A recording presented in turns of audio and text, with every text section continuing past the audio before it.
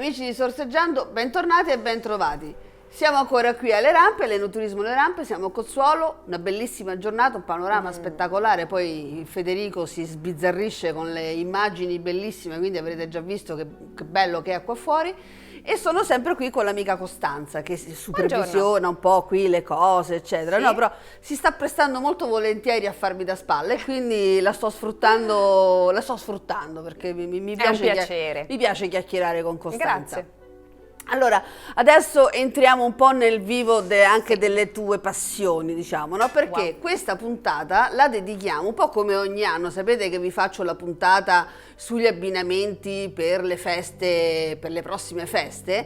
Allora, parleremo degli abbinamenti cibo-vino per le festività Natale e Capodanno. E siccome Costanza è una che si interessa di cucina, è una sommelier, una collega sommelier come me, quindi ci intendiamo anche sul vino, sulle cose, ho pensato che fosse la persona più adatta per chiacchierare di cibo e di vino e di festività, perché poi è anche una goduriosa, nel senso che gli piace molto mangiare, come a me, eccetera, quindi gli piace fare gli esperimenti e quindi vediamo di trovare qualcosa di particolare, di dare qualche suggerimento particolare ai nostri telespettatori, ok? Perfetto, partiamo.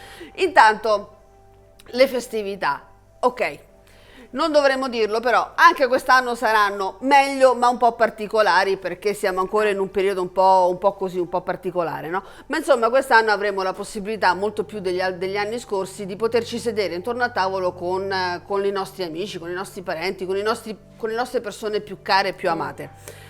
O anche con i parenti serpenti, no? Che ci sono pure i parenti serpenti, però no, quest'anno scegliamo le persone giuste, perché scegliete le persone giuste, perché insomma bisogna stare con le persone positive e giuste, vero? Credo che negli ultimi anni tutti abbiano scelto di stare bene, specialmente negli ultimi anni, e quindi si scelgono anche le persone con cui stare. Esatto, quindi si va a creare questa sorta di aggregazione e di condivisione grazie proprio al cibo e al vino, perché è inutile dirlo, la cosa che più fa aggregare, che più rende conviviale una qualsiasi occasione è riuscire a condividere insieme alle persone il cibo e il vino. Da sempre. Allora, ci sono delle regole ben precise. Quest'anno non vado a puntare tantissimo sulla vigilia, perché so che qua sulla vigilia è meno sentita rispetto al centro Italia. Io infatti il 24 parto, vado giù, vai a Roma. vado a Roma, vado nelle mie bande, poi non vado mai a Roma. Tutti dicono no, vai a Roma, no, vado in teoria, in realtà vado a Frascati perché vado dai miei zii a Frascati, ma insomma vado giù nel Lazio. Perché lì la sera della vigilia nel centro Italia è molto più sentita rispetto a qui, nel senso che qui difficilmente si organizzano i cenoni. E siccome il cenone della vigilia fondamentalmente è una cena di magro, perché non so se lo sai, ma essendo l'ultimo giorno prima dell'avvento, per rispetto anche alla nascita di Cristo, è una cena di magro, quindi si tende a mangiare il pesce. Ma siccome poi il pesce si ripropone anche per la sera di Capodanno, perché non si sa, ma pare che la sera di Capodanno o di fine anno, perché Capodanno sarebbe il 1° gennaio, ma la sera di fine anno di solito si tende a mangiare pesce, chissà per quale motivo. Allora, il menù della vigilia ve lo suggerirò nella puntata, fondamentalmente nella puntata di Capodanno, però 2 o 3 cose sulla vigilia ve le posso raccontare. Intanto la cena della vigilia, da tradizione culturale soprattutto italiana, deve essere una cena con almeno 13 portate, primo, secondo, contorno, dolci, eccetera eccetera, perché impegnativa la cosa. Impegnativa, molto impegnativa. Sì, infatti impegnativa, sì, fidati, è impegnativa anche la cena della vigilia. Perché va a rappresentare gli apostoli e Gesù dell'ultima cena, rappresentati nell'ultima cena. Intanto questo. Durante la cena della vigilia, tecnicamente, teoricamente, si dovrebbe avere sempre o il baccalà o l'anguilla e poi dei dolci fatti con la frutta secca. Sì. Il baccalà va bene perché è il pesce povero era. Adesso costa una barca di soldi, ma insomma era il pesce povero di una volta, no? Perché si prendeva il baccalà, si faceva lo stoccafisso, si metteva via, si salava e quindi era quello che rimaneva per tutto l'inverno.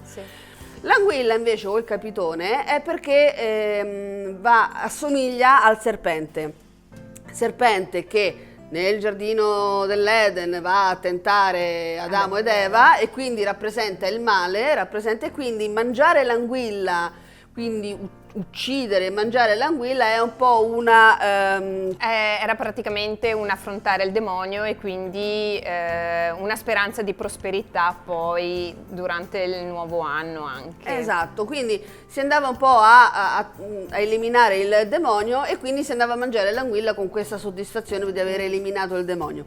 Per quanto riguarda invece i dolci, che erano quelli fatti in casa, soprattutto con la frutta secca o comunque con le rimanenze della credenza, era un po' quella che poi si ritrova poi a Epifania, no? Con la pinza, cioè tutto quello che c'è nella credenza, e chiaramente in inverno si ha più frutta secca che frutta fresca, ma la frutta secca è anche la frutta che viene dalla terra, che va a le nostre famiglie hanno sempre un albero di noce a casa. Brava, esatto. E quindi si raccolgono in inverno e poi si mettono via e si mangiano durante tutto l'anno. Esatto.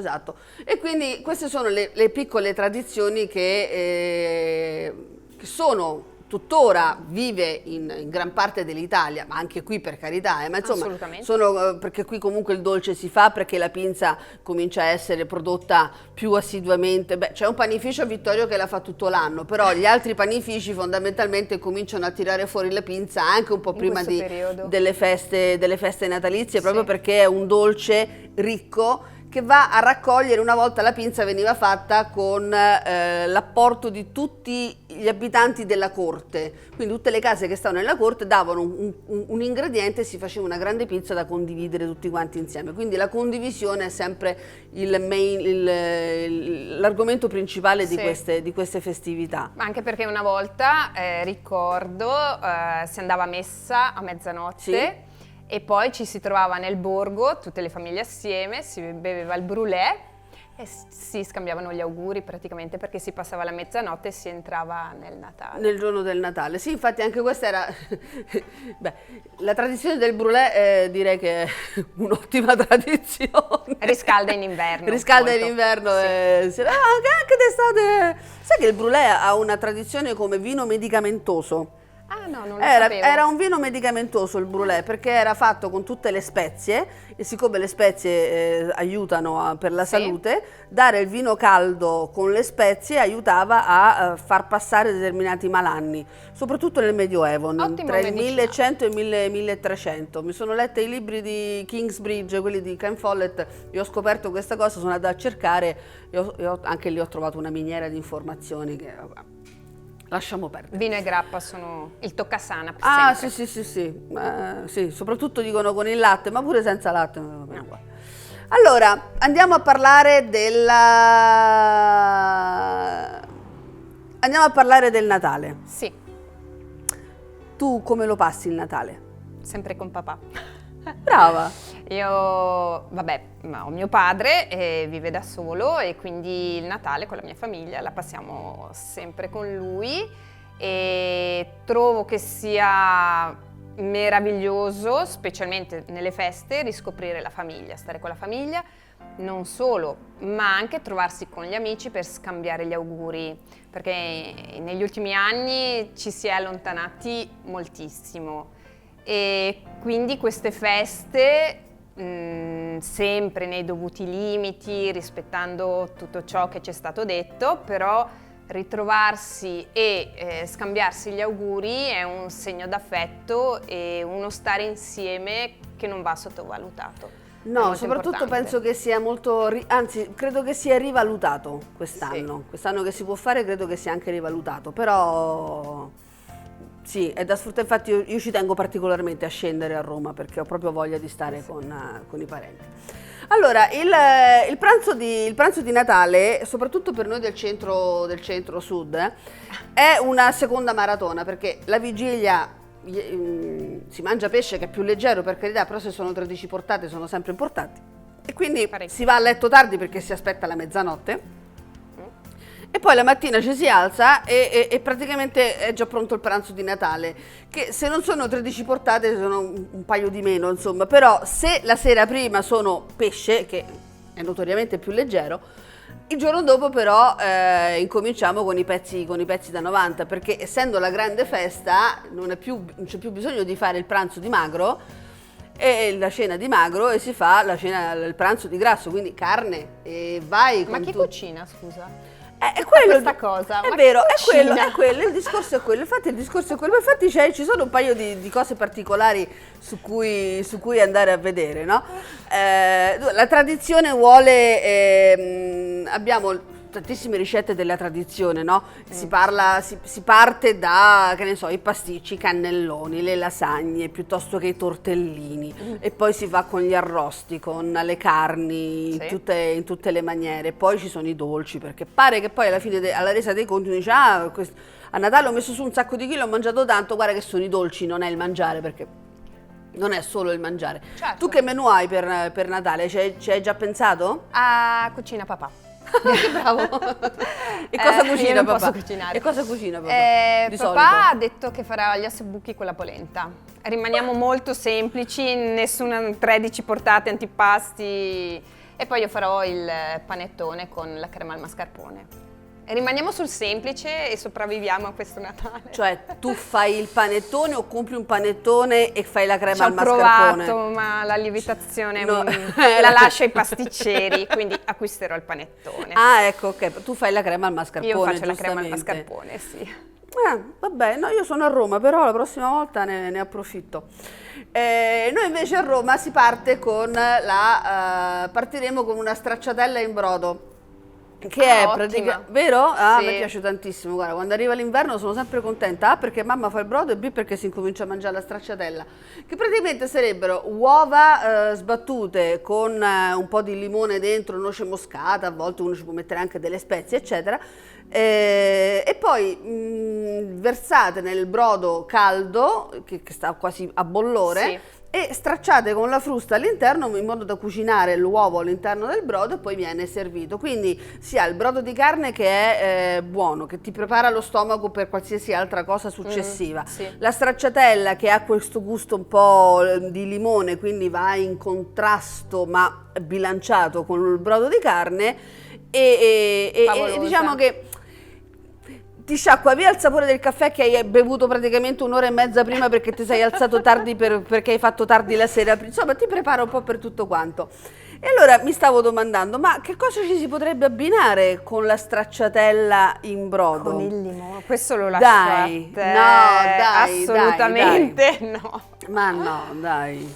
Con l'acidità del limone, il brodo, con una bollicina. Potrebbe essere una bollicina, sì, potrebbe essere una Con le bollicina. bollicine non sbagliate mai. Con le bollicine questo non si sicuro. sbaglia mai, no, effettivamente con le bollicine non si sbaglia mai. Però quale? Esatto, io metterei una bollicina rosata o da uva rossa. Ottimo. Che ne dici? Sì. Direi che un bel Blanc de Noir, Pinot Nero, metodo classico, secondo me ci potrebbe pure Non lo stare. disdegna nessuno. No, uno dice che hai fatto la stracciatella in brodo e ci hai bevuto un metodo classico di Blanc de Noir, proprio così. Fa anche la sua figura. Beh, sì, fa proprio Fa proprio la sua figura. Direi di sì. Quindi, stracciatella in brodo o brodo, provateci. Una botta di vita, un azzardo non indifferente, potrebbe essere veramente un metodo classico italiano, un Blanc de Noir, quindi uva nera vinificata in bianco, Pinot Nero vinificato in bianco con il brodo. L'unica accortezza che vi consiglio è di non raffreddare troppo. È vero che i metodi classici e le bollicine devono essere servite fredde se non Hai fresche, ragione. però il brodo è caldo e quindi se è troppo bollente, cioè se è troppo caldo il brodo va a stridere con la freddezza, quindi leggermente un paio di gradi in più per il metodo classico e forse un paio di gradi in meno per il brodo e siamo a posto. Wow. La stessa cosa si potrebbe fare anche con un'altra cosa che si fa normalmente il giorno di Natale, che sono i tortellini. Tortellini in brodo, tradizione emiliana, Sì. emiliano-romagnola, che siano di carne, quindi con il manzo dentro, piuttosto che con i ripieni di mortadello o di prosciutto, perché sono buonissimi anche quelli, che siano in brodo normalmente, ma che siano fatti anche saltati un attimino, magari con un po' di sugo, perché sai che le tradizioni italiane sono differenti, quindi c'è anche chi li passa direttamente, che è una cosa strana che ho trovato, però li fanno anche con burro e salvia, piuttosto che con il sugo, piuttosto che appunto ormai credo che con la panna sia un po' passato di moda, però c'erano panna per i bambini. Ecco, esatto, prosciutto e panna con i bambini, però insomma anche il tortellino è un piatto abbastanza tipico del pranzo di Natale. In questo caso, se li vogliamo abbinare con un rosso, io li abbinerei con un bel lambrusco, perché siamo sul territoriale, mentre la stracciatella è abbastanza generica, qui siamo proprio sul territoriale, quindi un bel lambrusco, ma anche un bel marzemino, anche un marzemino della nostra zona non sarebbe male, secondo me. Tu che dici? Sì. Pensaci un attimo come abbinamento. Sì, pulisce bene la bocca, quindi ti prepara anche alla portata successiva. Bisogna Spero essere che pronti. Non avrai una bottiglia per ogni portata, perché arrivare a 13 bottiglie, cioè. No, ma per Natale non abbiamo le 13 portate, ne abbiamo di meno. Poi sai, il trucco qual è? È di trovare, vabbè, il menù è quello, però magari di riuscire a trovare delle bottiglie che possono andare bene anche con 2 piatti.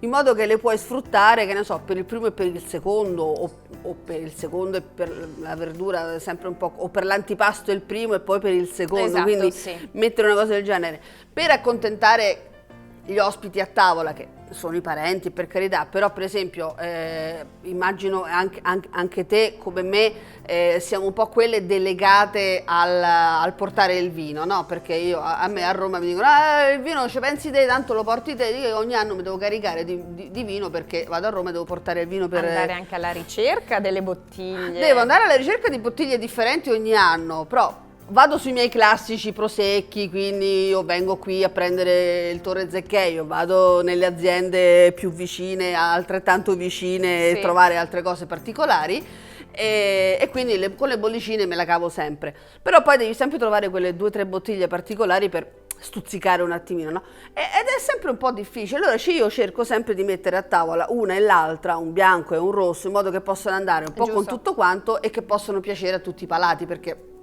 lo scherzo, il giochetto è quello fondamentalmente, no?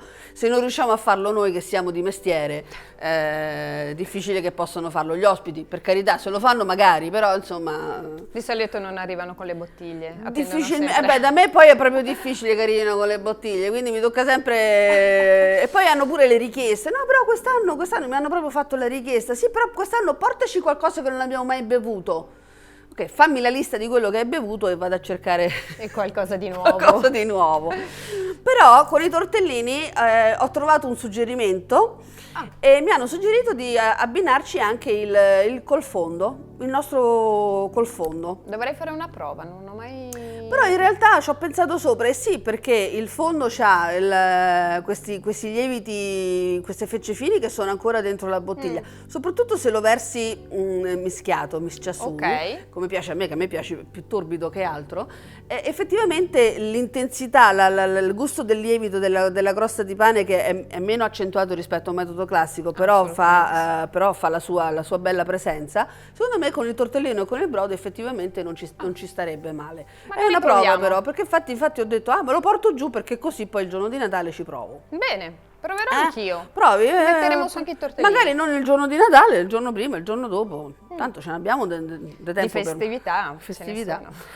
Ok, qual è un altro piatto tipico per Natale secondo te? Dai, adesso stupiscimi, un piatto tipico per Natale.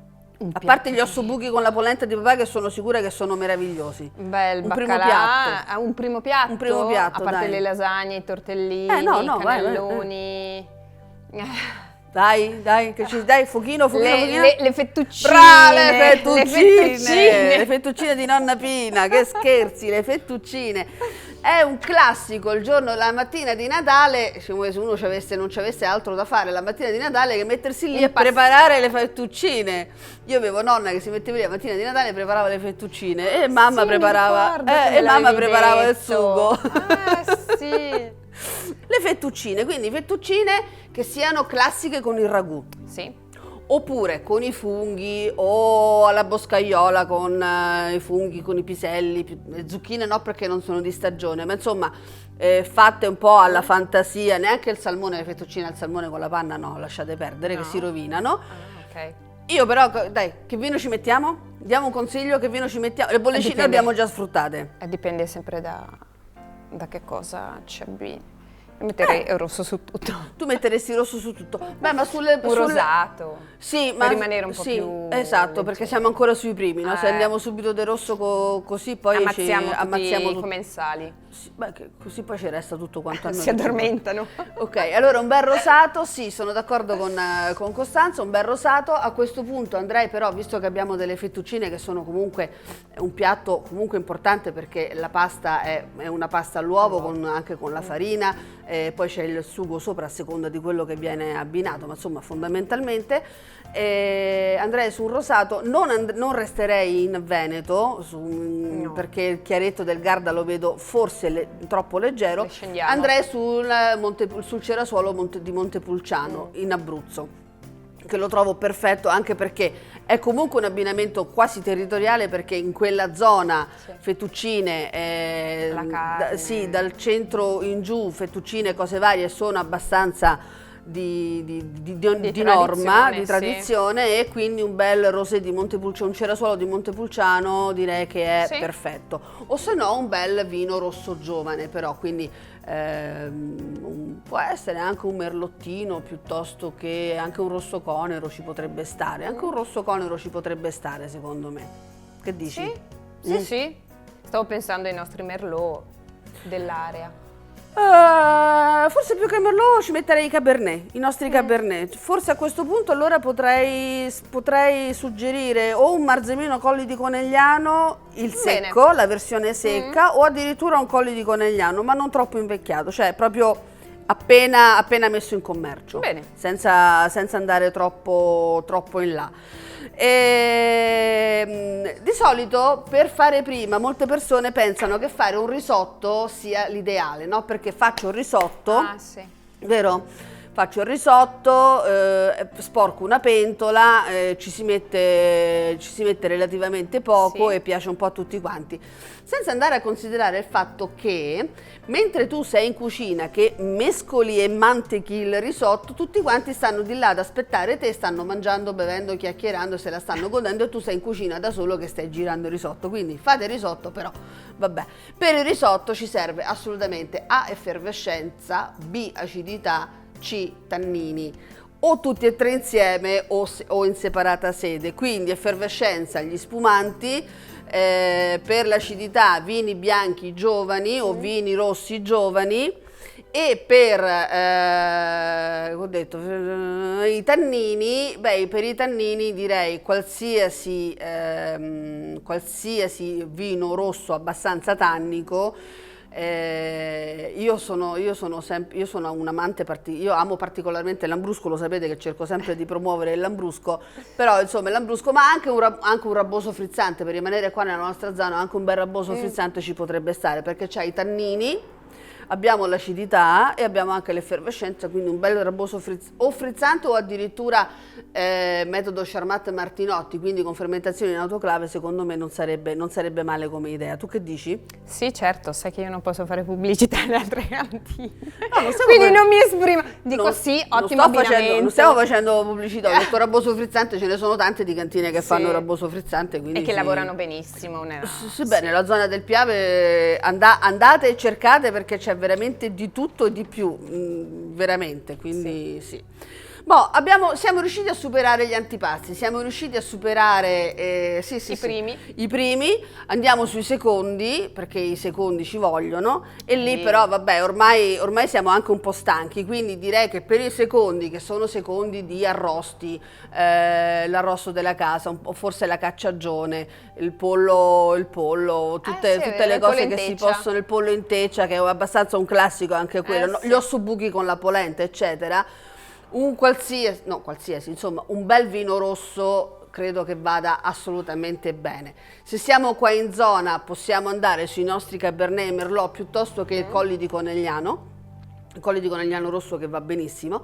Se invece vogliamo provare qualcosa di differente, vi suggerirei di provare con i sangiovesi di Toscana, che sicuramente hanno la loro valenza, piuttosto che con qualche rosso anche del centro Italia, tipo appunto Montepulciano d'Abruzzo, ma scenderei anche e andrei anche sul Negramaro della Puglia piuttosto che su un bel rosso, un frappato siciliano. Un nero d'avola. Anche il nero d'avola, sì, anche il nero d'avola ha anche un bello Shiraz, sì, ma non troppo invecchiati, perché sennò vanno a sovrastare un po', però questi sono i vini rossi che io vi suggerirei.